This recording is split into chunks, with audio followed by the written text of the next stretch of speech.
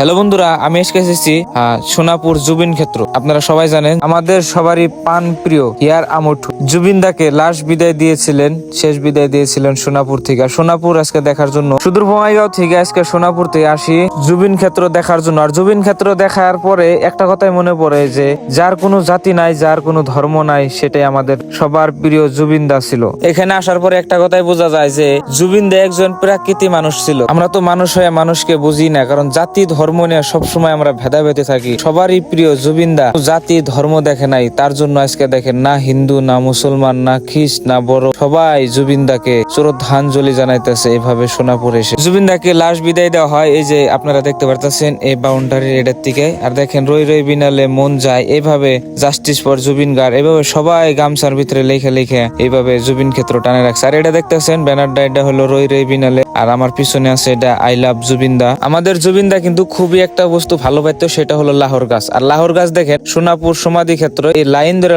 লাগাইছে, কারণ জুবিন দা কিন্তু কইছিল যে লাহোর থাকলে আমি থাকবো। 12 বছর আগে জুবিন দা সোনাপুরে এসে একটা গাছের তলে শিলের সাথে হেলান দিয়া বিশ্রাম নিছিল, সেই জায়গা হলো এটা। আর এখানেও কিন্তু জুবিন দাকে শ্রদ্ধাঞ্জলি জানানো হয়, তার জন্য সবাই লিখবেন জাস্টিস ফর জুবিন গার, জাস্টিস ফর জুবিন গার, জয় জুবিন দা।